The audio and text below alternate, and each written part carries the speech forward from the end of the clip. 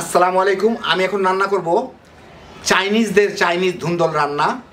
এগুলো রেস্টুরেন্টে বিক্রি হয় না, ওরা বাসায় তৈরি করে খায়। রান্নাটা খুবই সোজা, স্বাদটা অসাধারণ। যারা ধুন্দল খান তাদের তো পছন্দ হবেই, যারা খান না তারাও আঙ্গুল চেটে খাইতে পারবেন। খুব কম তেলের রান্না এবং অনেক স্বাস্থ্যকর। তো আসেন দেখি শুরু করা যাক। আমি কয়েকটা ধুন্দলকে ছিলে নিব। এটা খুব আলতো করে ছিলতে হবে, কারণ ধুন্দলের চামড়া কিন্তু খুব পাতলা হয়, মানে যাতে সেফ উপরের সবুজ অংশটাই উঠে, মানে সাদা অংশতে বাইর হয়ে না যায় আর কি। খুব আলতো করে এভাবে আমি ছিলে নিব সবগুলাকে, আমার যে কটা দরকার।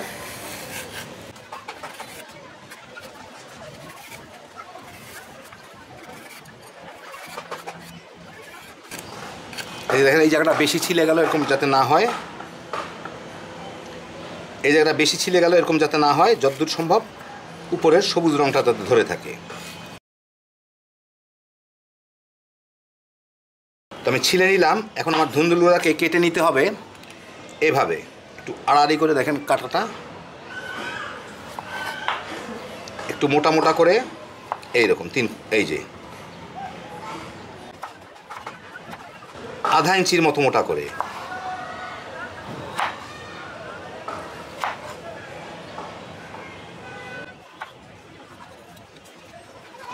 মানে যতদূর সম্ভব আর কি। এখন এগুলাকে আমার মাঝখান থেকে দুই টুকরা করে নিতে হবে, তাহলে আমার এইরকম সাইজগুলো হবে। এই যে,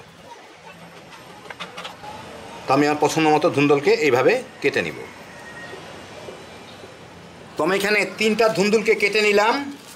এখন আমি এর সাথে আমার একটু লবণ মেখে রাখতে হবে। লবণ মেখে রাখলে এইটা বেশ পানি ছাড়বে কিছুক্ষণের মধ্যে, অন্তত পক্ষে 15-20 মিনিট আমার এটাকে লবণ মেখে ভালো মতো রেখে দিতে হবে, যাতে অতিরিক্ত পানিটা বের হয়ে যায়। তো লবণ মোটামুটি ভালোই মাখা হয়ে গেল বোধহয়।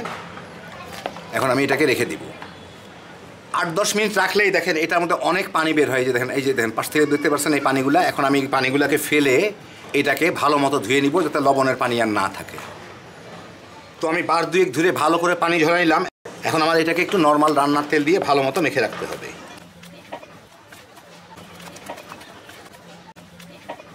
তো ভালো মতো মাখা হয়ে গেল। আমি এখন রান্না শুরু করব। আমি কয়টা পেঁয়াজ পাতা এরকম লম্বা লম্বা করে কেটে নিব।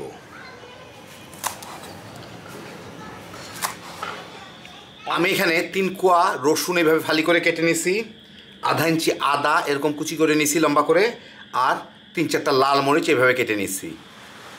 আমার লাগবে চিকেন পাউডার। তো আমি এখানে ঘরে তৈরি হালাল চিকেন পাউডার নিয়ে নিয়েছি। এখান থেকে আমি 1 চা চামচ ব্যবহার করব। আপনাদের কাছে যদি না থাকে তাহলে আপনারা এই টাইপের যে চিকেন কিউবগুলো পাওয়া যায়, যেগুলো হালাল, সেগুলো ব্যবহার করতে পারেন, যারা হালাল হারাম কেয়ার করেন আর কি। অথবা যে কোনোটা দিতে পারেন যদি আপনার তেমন কোনো চয়েস না থাকে। আর সাধারণত আরবি লেখাগুলা কিংবা এখানে হালাল লেখা থাকলে এটা হালাল হয়। ম্যাগি, নর ছাড়াও আরও অনেক কোম্পানিরই পাওয়া যায়। বাংলাদেশে পাওয়া যায়, এক প্যাকেটের দাম 30 টাকা, তার মধ্যে 2টা কিউব থাকে। এইরকম 2টা কিউবের মধ্যে 1টা কিউব ব্যবহার করবেন, ভেঙে ব্যবহার করলেই হইল। আমি এখন একটা কড়াইতে একটু তেল গরম করে তার মধ্যে 3টা ডিম আমি ভেঙে রাখছি। এই 3টা ডিম আমার পোস্ট করে নিতে হবে একসাথে। একটু লবণ ছিটায় দিব, আর কিছু দরকার নাই। দেখি এখন উল্টা দেওয়া যায় নাকি।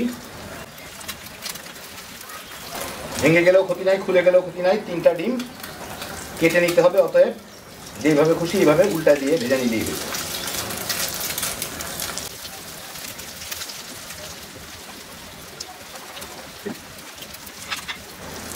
ডিমগুলার কুসুমগুলোকে খালি শক্ত করে ভাজতে হবে, নরম যাতে না থাকে। হ্যাঁ, মোটামুটি কুসুমগুলো শক্ত হয়ে গেছে মনে হচ্ছে। এখন আমি ডিমগুলোকে উঠায় নেই। হ্যাঁ, শক্ত হয়ে গেছে ডিমের কুসুমগুলা। চুলাটা বন্ধ করে দিই। এখন আমার ডিমগুলাকে ছোট ছোট টুকরা করে কেটে নিতে হবে। তো আমি এইভাবে ছোট ছোট টুকরা করে কেটে নিব ডিমগুলাকে।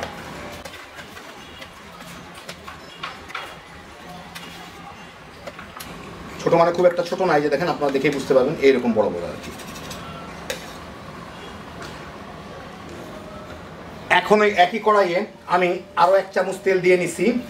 তেলের মধ্যে খুব কম লাগে। এর মধ্যে আমি আদা রসুন কুচি করা আর লাল মরিচগুলা ওগুলা দিয়ে একটু ভেজে নিব।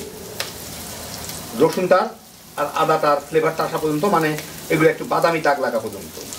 আর পেঁয়াজ কলিগুলাকে আমি আরেকটু ছোট করে কেটে নিয়েছি, কাটা দেখেছিলাম তার থেকে আরেকটু ছোট করে নিয়েছি আমি একটু, এই দেখেন এরকম প্রায় 1 ইঞ্চির মতো করে।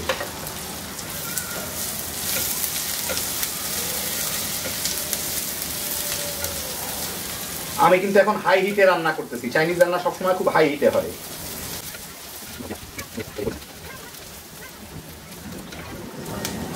এক মিনিটেরও কম সময়ের মধ্যে রসুনগুলোর মধ্যে বাদামি দাগ লাগা শুরু হইলেই আমি এইগুলা দিয়ে দিব, এই ধুন্দলগুলা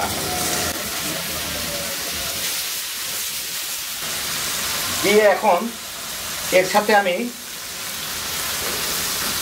আধা চা চামচের মতো গোলমরিচের গুঁড়া দিলাম, স্বাদ মতো একটু লবণ, সামান্য একটু চিনি, চিনিটা যার ইচ্ছা দিতে পারেন, না ইচ্ছা না দিতে পারেন। এখন এটাকে আমি একটু ভেজে নিব। আর একটা জিনিস দিতে হয়, ওইটাও দিয়ে দিই, সেটা হচ্ছে 1 চা চামচ চিকেন পাউডার।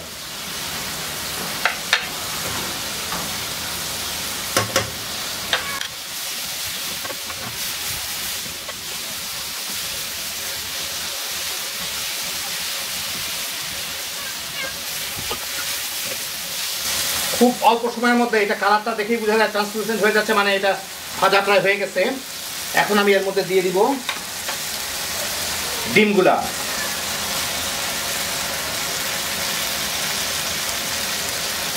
ভাজা কিছু নাই, ডিমটা অলরেডি ভাজা। আর এই পেঁয়াজ কলিগুলা দিয়ে আবার এর সাথে একটু নাড়াচাড়া করে মিশিয়ে নিতে হবে।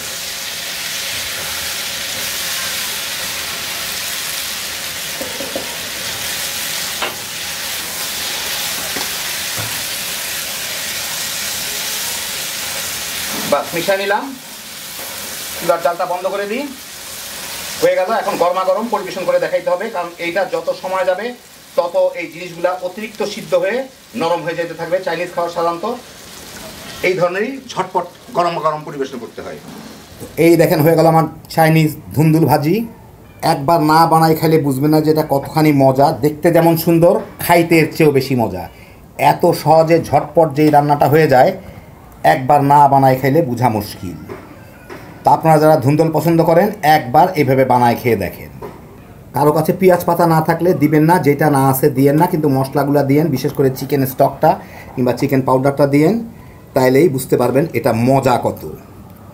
শুধুমাত্র গোলমরিচের গুঁড়া আর চিকেন পাউডার দিয়ে যে এত সুন্দর একটা রান্না করা যায়, না খাইলে বোঝা মুশকিল। হ্যাপি জোশের একটা আইটেম।